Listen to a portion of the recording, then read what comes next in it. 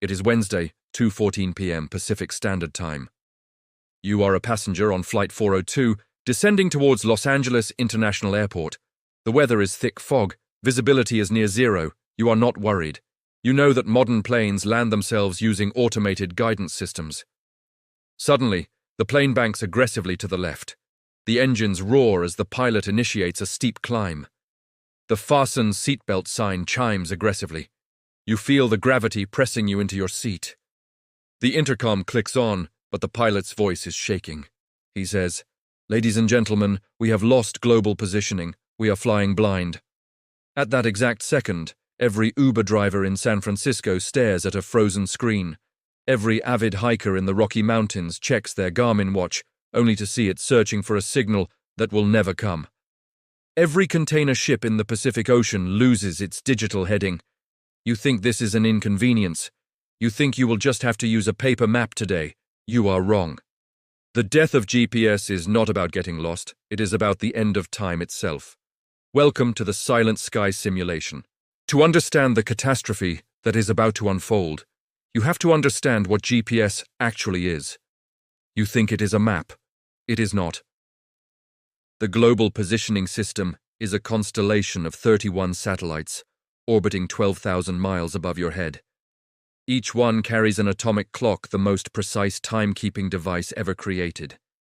These satellites do not just broadcast location, they broadcast time. They synchronize the entire digital heartbeat of the planet to within 30 nanoseconds. The cell tower that carries your phone call relies on this timing to switch signals. The power grid relies on it to balance electricity phases. The stock market relies on it to timestamp trades. When the signal dies, the world doesn't just get lost, it desynchronizes. Let's shift your perspective. In this simulation, you are Elias. You are a precision farmer in central Iowa. You are sitting in the cab of a $500,000 combine harvester. For the last decade, you haven't really driven this machine. You push a button, and the GPS guides the tractor with an accuracy of 2 centimeters. This precision allows you to plant seeds exactly where the fertilizer was placed. It maximizes yield and minimizes waste. It is the only reason your farm is profitable. At 2:15 p.m., your tractor slams on the brakes. The monitor flashes GNSS signal lost. You grab the steering wheel, but you are human. You cannot drive in a perfectly straight line for 2 miles. You overlap your rows. You crush 10% of your crop. You waste 20% more fuel. Multiply Elias by 2 million farmers across the Midwest, Brazil, and Ukraine. Efficiency drops instantly. The global food output is about to shrink by 15% in a single season, but that is a problem for next year. Elias has a problem right now. His automated drones, which spray pesticides, have just fallen out of the sky. Day 1, the immediate chaos. The most visible impact is in the sky. The Federal Aviation Administration, or FAA, relies on a system called ADS-B. This tracks planes using GPS coordinates. Without it, air traffic control reverts to primary radar, old technology from the 1960s that only shows a blip, not the plane's precise altitude or speed. To prevent mid-air collisions, the FAA issues a frantic order. Ground stop. Every plane currently on the ground is ordered to stay there. Planes in the air are given wide berths. The spacing between aircraft is increased from 5 miles to 50 miles. Flight 402 finally lands, but 4,000 other flights are cancelled instantly. Millions of people are stranded. The sky becomes eerily quiet. On the ground, the logistics network begins to seize. We live in a gig economy. Uber, Lyft, DoorDash, Amazon Flex.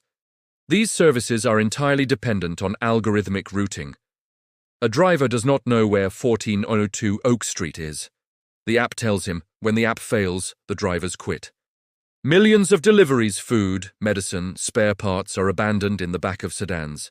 The last mile of the supply chain snaps. Day 3, the financial heart attack.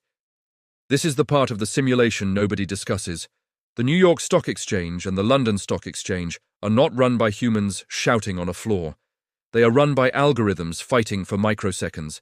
Regulations require that every financial trade be time-stamped with absolute precision to prevent fraud. This timestamp comes from the GPS atomic clocks. Without this universal time, the banks cannot prove who bought what and when. Did the trade happen at 9:01 or 9:02? With billions of dollars on the line, that second matters. To prevent a legal collapse, the major exchanges suspend trading. ATM networks begin to glitch. Credit card terminals, which use GPS time to encrypt transactions, start returning security error messages. You try to buy gas with a card. Declined. Not because you have no money, but because the bank's computer and the gas station's computer no longer agree on what time it is.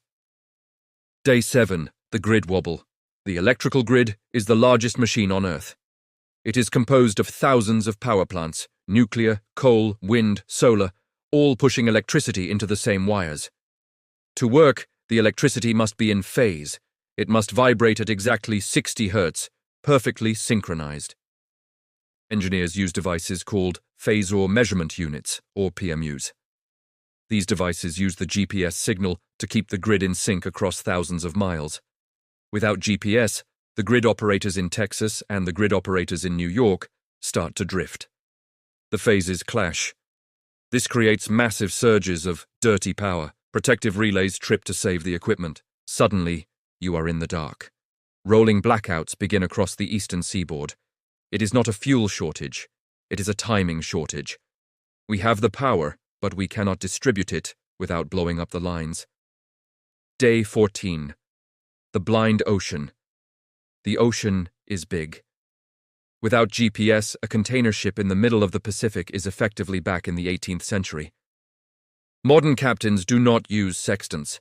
They rely on the screen. Ships begin to slow down. They have to be careful. They drift off course by tens of miles a day. Fuel consumption skyrockets as they make corrections. But the real crisis is at the ports.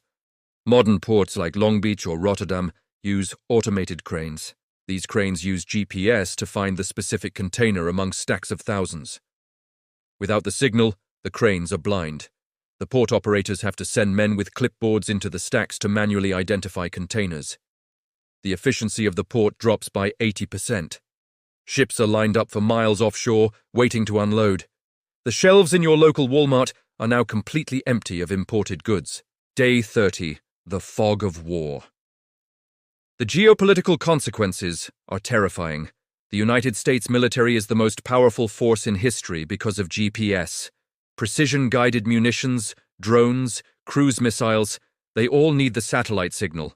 Without it, $1 million Tomahawk missile is just a dumb rocket. The US military loses its over-the-horizon advantage.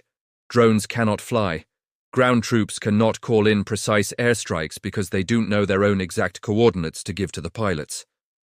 Rival nations realize the giant is blinded. Borders become tense. The probability of accidental war increases because radar systems, which also use GPS for calibration, start generating ghost signals. Is that a flock of birds or a bomber? Without the precise timing to filter the data, the operators can't be sure. Month 3. The Great Regression. Society settles into a slower, more dangerous rhythm. We are relearning skills we forgot 50 years ago. You are driving to visit family in another state. You have a Rand McNally paper atlas open on your lap. You missed your exit 3 times. The trip that used to take 6 hours now takes 12. Traffic jams are monumental because traffic lights, which used to be synchronized by GPS to create green waves, are now drifting. Every intersection is a bottleneck. Construction projects have halted. High-rise buildings and long bridges require GPS surveying to ensure they are straight. You cannot build a skyscraper if you are off by an inch at the foundation. By the time you reach the 50th floor, the building will lean. Construction sites fall silent. Emergency services are crippled. When you call 911, the dispatcher used to see your location on a map. Now, you have to describe where you are. I'm near the big oak tree by the 7-Eleven. Response times for ambulances double. People die waiting for help that is driving circles just 2 blocks away. The farming crisis from the beginning of the simulation finally hits the grocery store. The yield gap means there is 15% less corn and wheat in the world. Prices double. Bread is a luxury item. Meat is rationed because feed is too expensive. But the twist in this simulation is not about where we are. It is about who we are. We built a civilization based on the assumption that we would always know our place in the world. We outsourced our spatial awareness to the sky. Experiments show that heavy GPS users actually have less grey matter in their hippocampus, the part of the brain responsible for memory and navigation. We have physically atrophied our ability to navigate. Without the blue dot on the screen, we feel a profound psychological distress. We feel small. The world feels suddenly enormous and hostile. Year 1. The Analog Renaissance. The satellites are still dead. We have adapted. The economy has localized. You don't buy avocados from Mexico anymore. You eat potatoes from a local farm. The just-in-time global supply chain never recovered.